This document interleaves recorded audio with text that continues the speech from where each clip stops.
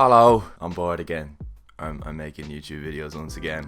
I'm just gonna make videos about movies and cinema, specific movies. Once a month, I'm gonna do a video where I say what I've watched. This month in particular, I've watched an awful lot of movies. Somehow I just managed to find a particularly large amount of free time this month, so it's gonna be a long one today.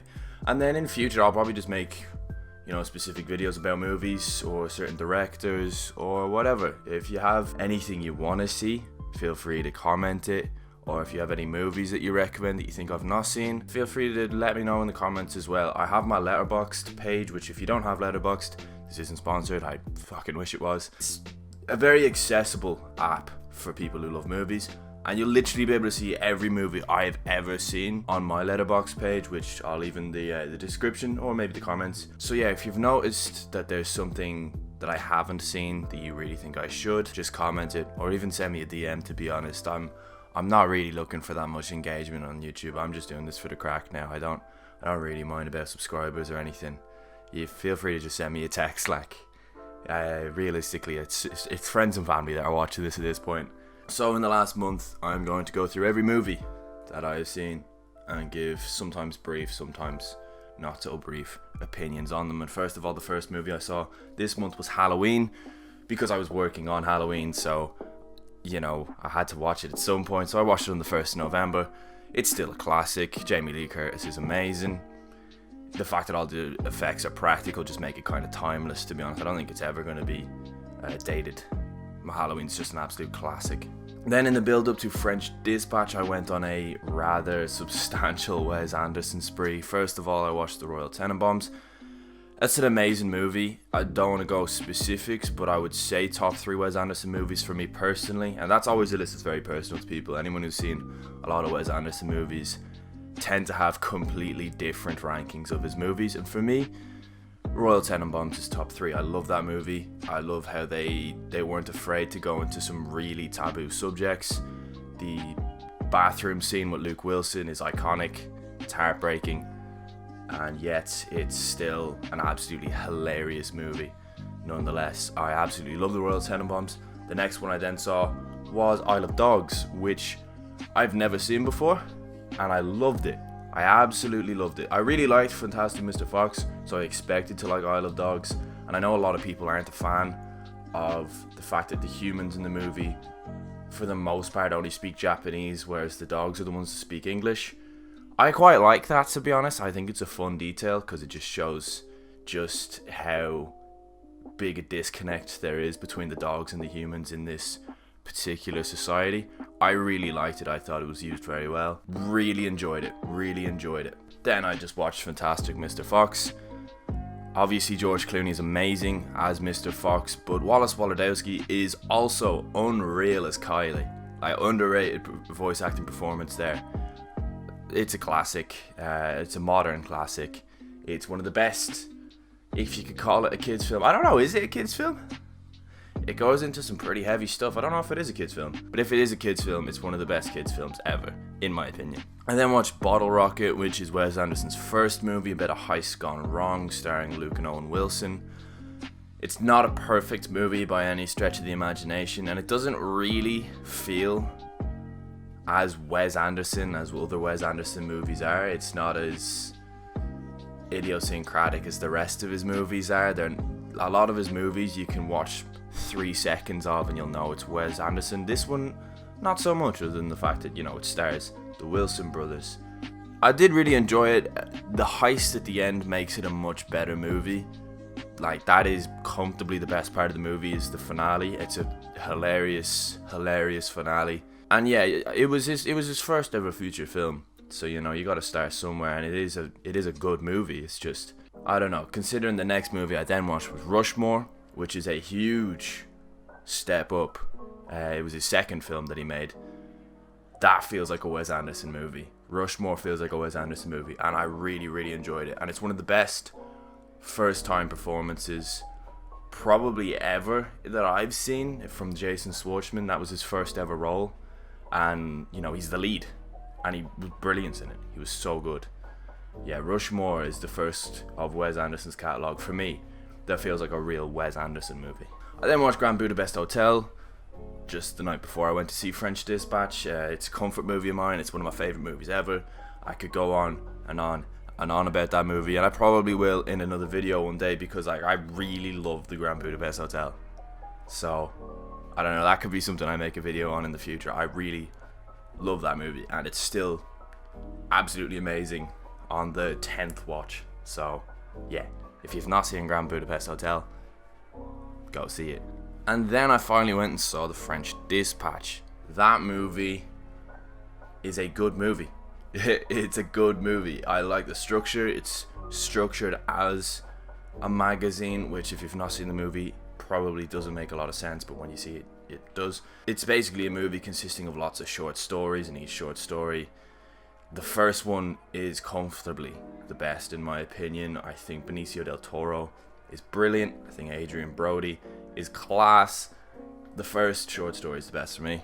The second one then, starring Timothée Chalamet, is good, but it's probably the most forgettable of the three, because then I really like the third one as well with Jeffrey Wright, because you know, Wes Anderson goes back into a bit of animation for a few sequences. Big fan of that. Overall, I really enjoyed it. Was I let down? I wouldn't say I was let down. I was expecting it to be like one of my favorite movies of the year, and it's up there, but it's not as up there as I probably thought it was gonna be before I saw it. But I don't know, maybe that's just a testament to all the good movies that have come out this year. I then saw Judas and the Black Messiah. This shit is a masterpiece. I love this movie. Daniel Kaluuya, incredible performance, absolutely deserved the Oscar. Lakeith Stanfield, very good in this movie. It's only a sophomore effort for director Shaka King, you know, his second ever movie, and he's coming out with this, which makes me incredibly excited to see what he makes next. I am so excited, honestly. Like, this movie was so good. Incredible movie, and it was the first time I'd seen it this year. I didn't realize it came out very early this year. No, it's amazing, and it's crazy to think Fred Hampton's only 21 by the end of the movie. That is insane to me.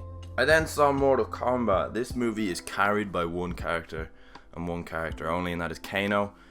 If it wasn't for him, this would be comfortably one of the worst movies of the year. I never played Mortal Kombat, so I don't have any. I really didn't go into this with any like leeway.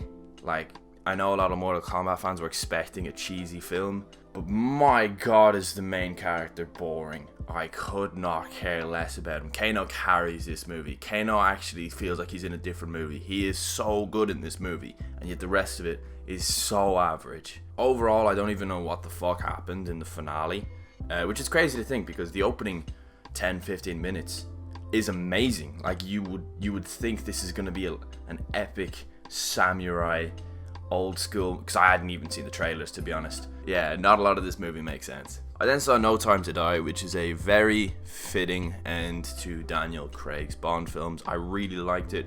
I really liked the ending, which I won't spoil, but I think it's one of the most poignant Bond endings ever. That is controversial, I've been told, because although a lot of people who I'd be friendly with really liked this movie, I've seen online that a lot of people hate the ending, which is kind of mad to me. I thought it was very good. I thought it was a very emotional ending. I thought it was a fitting ending for the Bond played by Daniel Craig. Yeah, my biggest gripe with this movie though is Rami Malek is not in it enough at all. He's a very hollow villain. It's so I don't even remember Lucifer something. I don't remember his whole name, which, like, the Bond films are notorious for having iconic villains. Rami Malek's is not an iconic villain by the slot. I forgot he was in it. That's my biggest gripe with the movie. Otherwise, I thought it was very good. Rogue Hostage, brought to you by the director of such action classics as Doom Room, Lying and Dying, and Mad Bad. Listen, I'm not gonna like shit on a director, because he's probably achieved more in film than I ever will, but fuck me, this is awful. This is a terrible movie. There is no redeeming quality to this movie at all. It's some of the worst acting, it's some of the worst writing. No decision any character makes any sense whatsoever. The only thing worth seeing in this movie, which is about 3 seconds is a Molotov cocktail scene, which is more funny than like I don't know if he was trying to make it funny. I genuinely think he was trying to make like a badass action sequence, and it came out so hilariously shit that I think they then tried to make it come across as funny afterwards, because like there is no comedy in this movie, and then that happens. So I'm convinced that shot just came out way more comical than they could have possibly imagined. It is hilarious. But again, that's only 3 seconds. Save yourself. Don't watch this movie. Watch that scene though. It's quite funny. I then watched Extraction. Still really good. Good ending. Can't complain. And then after that, I watched 9 Days, a movie I was really hyped for. I really liked the cast heading into this. Bill Skarsgård, Winston Duke, Zazie Beetz, Benedict Wong, and they were all class. Oh, it's so good to like be hyped up for a movie and then it actually delivers. I love this movie. It is brilliant. I know he won't. Honestly, in my heart of hearts, I think Winston Duke deserves an Oscar nod for this, and I know he won't get one. That's okay. But Winston Duke is so amazing in this movie. His character, not to go into crazy spoiler territory, has to decide which of these candidates from Zazie Beetz, Bill Skarsgård, and a few others gets the chance to actually live. It's almost like a purgatory situation, you know, where it's decided whether or not you go into heaven, but it's actually pre-life. Like, it's decided whether or not you get this empty slot in life because the last person he chose, and one of the most recent people he chose, has actually died quite young. So that's another space. It's a weird concept, but trust me, they do it really well. They do it far better than I'm describing it. It's a great movie. I love this movie. Then I watched Snake Eyes. Absolute shite. One of the worst endings. It makes no sense. Just shite. The way they set up the Storm Shadow character, like, I don't even give a shit about G.I. Joe. I think I've seen both of them. I've definitely seen the first one. I actually don't know if I've seen the second one. I actually don't know. I think I might have seen the second one. Obviously years ago, because they're quite old. But oh my god, this movie falls flat on its face at the ending. And I know there's a lot of production issues with this movie, but this ending makes absolutely no, like, it literally makes 0 sense. I'm so confused by what they were trying to do with the ending. It makes no sense. Henry Golding's accent, I love him as an actor. He's brilliant in The Gentleman. Oh, his accent slips from American to British every 2 seconds. It's not great. Maybe that's being a bit harsh. Maybe I just sat through this movie with my hands on my head the entire time and I was just nitpicking by the end. Fuck, I hated it. Absolutely hated this movie. I then watched The Harder They Fall, and I didn't hate it. Idris Elba's great in it. Soundtrack is great. Probably the best Netflix release of the year so far. It's up there. It's definitely up there for Netflix releases this year, and I know there hasn't been many great ones, so that probably sounds quite backhanded. But no, it is a good movie. I really actually did enjoy The Harder They Fall. It's not the most original movie in the world, but it's a fun watch. I then watched Home Sweet Home Alone. This movie genuinely made me want to take a cyanide pill. Fuck me, I hate this movie. I have never had a hatred for a movie more. I think this could be the worst movie I've ever seen in my life. Genuinely, I think it's the worst movie I've ever seen. And I'll probably go into some more detail, because I think I'm gonna do a top 10 movies of the year, and only like a top 5 worst movies of the year, because I don't want to be that negative. And I only want the worst movies of the year to just be a bit of a piss take video. But this might just be the worst movie I've ever seen in my entire life. I then watched Shang-Chi, The Legend of the Ten Rings, and it's a really good MCU movie. The action's very good. I don't really have much more to say. Good stuff. I then also watched The Mauritanian, which I didn't expect to enjoy as much as I did. I thought it was going to be a rather boring political drama, but no, it actually was really gripping, especially the scenes they shot in 4:3 for the flashbacks for when the main character, played by Tahar Rahim, I hope I pronounced that right, so emotional. They are visceral. That is the best way I can describe it. The torture scenes are visceral. His performance in this movie is fantastic. I'm excited to see him in future movies. Tahar Rahim, hopefully again, I said it right. And the worst part is this is based on a true story. The ending, which I'm not going to spoil, fuck, it gets to you. It gets to you. I then saw The Green Knight. I don't know if I've ever had to Google more after watching a movie than The Green Knight. And to be honest, although I did enjoy the movie and I did understand some of the themes, I would be lying if I said I fully understood this movie the first time I watched it. I would. I'm not going to be pretentious and act like I know everything about movies. Half the shit that happens in this movie, I have no idea. I have no idea what they were trying. That's not to say it's bad. I just didn't get it first time. But maybe it's like one of my favorite movies of the last, the last 10 years, The Master. I didn't get that the first time I watched it either. And then, when you do a little bit of research afterwards and you rewatch it, it suddenly becomes much more thought-provoking. And I'm expecting that to happen with The Green Knight, to be honest, because after watching this movie, it seems like there is a lot of good stuff in this movie. So I probably do need to rewatch it. But a lot of things I saw online, and please, if you know more about this movie than me, please let me know, because I do want to understand it. Is a lot of people are saying online that the book that this is based on, well, actually it's based on a poem, but then there's also a book about the poem that the movie's also loosely based off of, goes into much more detail and makes it easier to comprehend. I don't know, this movie is confusing as fuck, but it's not confusing to a point where you can't follow it. I still managed to follow it, and I enjoyed it, but there's definitely a lot there that I didn't get, that went over my head the first time, basically. I then watched Last Night in Soho. This is two different movies back to back. The first half is like drama set in London about a girl who wants to be a fashion designer, and London's not what she thought it would be, and it's a mean city.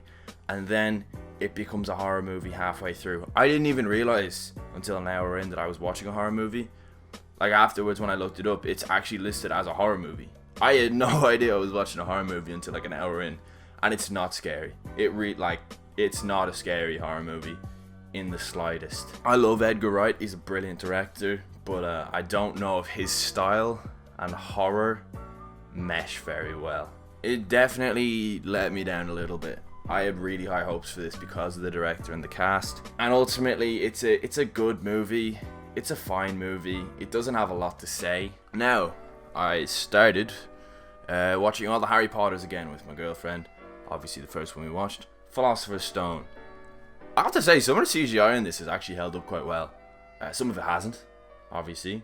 A movie of its time, not every bit of CGI is gonna work, but a lot of it does. And also, this is probably like the 8th time I've seen this movie, I've only just realized, and this is a hot take, Rupert Grint was the best child actor. Fight me. Rupert Grint was the best child actor of the three. Comfortably. I then watched Harry Potter and the Chamber of Secrets. It's not as good as the first one. Harry Potter, Daniel Radcliffe is much better in this movie than the first one. But again, Rupert Grint is my guy. Rupert Grint is the best child actor, and I'll fight anyone who disagrees with me. Then I watched King Richard. Will Smith, as I'm sure you've already heard, will probably win the Oscar for this. If he doesn't get a nomination, that's a disgrace. And I've not seen every movie that is in the best actor category. I still have like 2 more to watch, I think, because they're not out yet. But Will Smith is fantastic in this movie, and from all the movies I've seen this year personally, it's the best lead actor performance that I've seen. It's a great sports drama, probably one of the best sports dramas in a long time. And again, sorry if I've mispronounced it, Anjanou Ellis, please tell me I got your name right, is fantastic as the mother, Brandy Williams. She's so good in this, especially there's a scene in the kitchen. I'm not going to go into any crazy spoilers. There's a scene in the kitchen with her and Will Smith, and they're fighting, and basically she says she hasn't stuck around because she loves him, she's stuck around because she loves the kids. And that scene is so well acted. The two of them are brilliant in that scene. They soak the screen up. Brilliant acting. I then watched Titane. This is a very divisive film. I have never really seen any body horror movies before. I had so many opinions of this movie after watching it. I thought it was disgusting. I thought it was art. I thought it was well acted. I thought it was well directed. I thought it was a very scarily accurate depiction of what a serial killer would do to stay out of prison. And then the ending is mental. I would never wish a family member or, my girlfriend to see this movie. It is fucked up. It is so fucked up. It's definitely the most provocative film I've seen this year.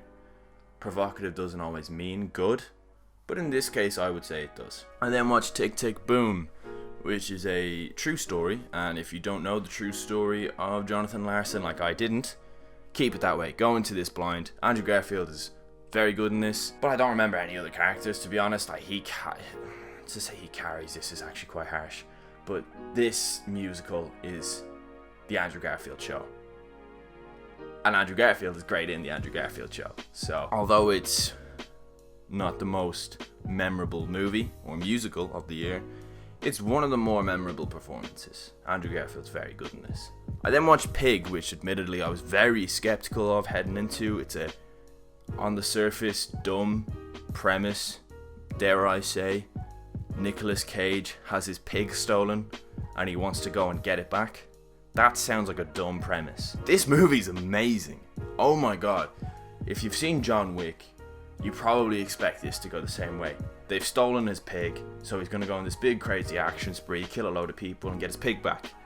No, this is a drama. There is probably a combined 4 seconds of action in this whole movie. This is very much a character drama. It is so emotional. It's a directorial debut, which there's been so many of this year. No, fuck you. Yeah, Pig, great movie. So good. Alex Wolff, his facial expressions are some of the best. Some of the dialogue in this movie is the best of the year, in my opinion. Pig is so much better than I thought it was going to be. I was so pleasantly surprised by this movie. I then saw Zack Snyders' Justice League. Okay, yeah, this movie is way too long. Like, it is obnoxiously long. But I really enjoyed it. I've never seen the original Justice League. I have never seen the Aquaman movie or either of the Wonder Woman movies. I'm not a big DC fan other than Batman. I saw Batman v Superman, thought it was shit. So, my expectations weren't very high in this. But no, I enjoyed this. I enjoyed this for what it was. I did need to take multiple breaks whilst watching this movie because it is way longer than it needs to be. But I get why this movie is as long as it is. It's a director's cut. It's a completely different movie to the original, apparently. For something I have literally no emotional attachment to, the DCEU as it is, this was a good movie, I have to say. But the last 15 minutes of this movie, like if there was ever anything that didn't need to be in such an obnoxiously long movie, the last 15 minutes, I have no fucking idea why that's in the movie. Like, that's something that goes in the sequel. I don't get it. Why? Why did that have to be added in? I then saw, and this one is where I'm going to get attacked, Spencer. I was so let down by this movie. I know so many people that love this movie. I was so bored. I thought Kristen Stewart's portrayal of Princess Diana was good. For everyone saying that she's going to run away with the Best Actress Oscar, I'm sure by the end of the year I'll have seen at least 3 better performances by actresses in a leading role. I thought the score was it just didn't suit or something. I don't know, the jazz score. I know a lot of people love that as well. Again, I don't know, I just didn't like it. Not every movie is for everyone. Movies are very subjective, and I know I'm not saying anything groundbreaking here, but whatever it is that Spencer is just not my cup of tea. Visually, it's a great movie. The cinematography is amazing. It's Claire Mathon, I believe. I don't know how to pronounce it. I think she's French. She's French. Claire Mathon. And I know she was the cinematographer for Portrait of a Lady on Fire. So, she got credits. She did very well. The cinematography is very, very good in this movie. Visually, it's great. I just don't understand why this movie exists if 70% of it is not historically accurate. I get, like, the opening title where they say it's a fable, so you know it's not all going to be true. But the fact that almost none of it was true was a bit much for me. Like, the character of, is it Maggie, was a completely fictionalized character. I don't know, I just wasn't a fan of this movie. I was very disappointed, to be honest, because I had high hopes for this movie. I thought I was going to really enjoy it. No, I don't know if I'll ever rewatch this, to be honest. I was let down. And the last movie of the month that I watched was The Last Duel. And on the complete flip side of Spencer, I think I liked this more than a lot of people did. I really enjoyed this. I thought Jodie Comer was amazing in this movie. She was so good. The directing was great. I've never seen Rashomon, and I know that this movie is based on Rashomon. I don't know if it's entirely based on Rashomon because I've not seen it. I don't know how much from that movie that it takes, but The Last Duel is a very good movie in my opinion. I really enjoyed it. I thought the action at the end was very good, but it's very much more a glimpse into how unfair and frightening life was for women during this time, you know, in the 1300s in particular, because obviously this is when it's set. And I know a lot of articles bash this movie because, and this is a bit of a spoiler, the characters who at the start we think are our heroes, our knights in shining armor, if you will, turn out to be horrible people. I just found that quite refreshing, that not every movie's knight in shining armor turns out to be the actual, you know, the actual good guy, like the actual good person with good morals. No, that is not how this ends. The ending is very graphic, you know, I actually thought worked very well to get the point across. Yeah, I really enjoyed this. I really enjoyed The Last Duel. Now, if you enjoyed this movie, well done, Harry. If you enjoyed this video, I will be releasing the movies I watched in December, you know, early on in January, and in the meantime, I don't know if I will upload anything. If I get any ideas, I'm sure I'll make it, but I have a busy month ahead. Feel free to follow me on Letterboxd. That is my social media of choice these days. I do quite enjoy Twitter. Like, you can follow me on it if you want. I don't really tweet, but I do enjoy Twitter. And yeah, I will probably be seeing you lot in about a month's time. If I do get an idea, that would be great. It would be wonderful if I could come up with a video idea between now and, you know, the 1st of January, but I don't see it happening. I'm being honest, I don't think there's going to be another video for a month, but January there will be a few videos. So yeah. Thanks. Goodbye.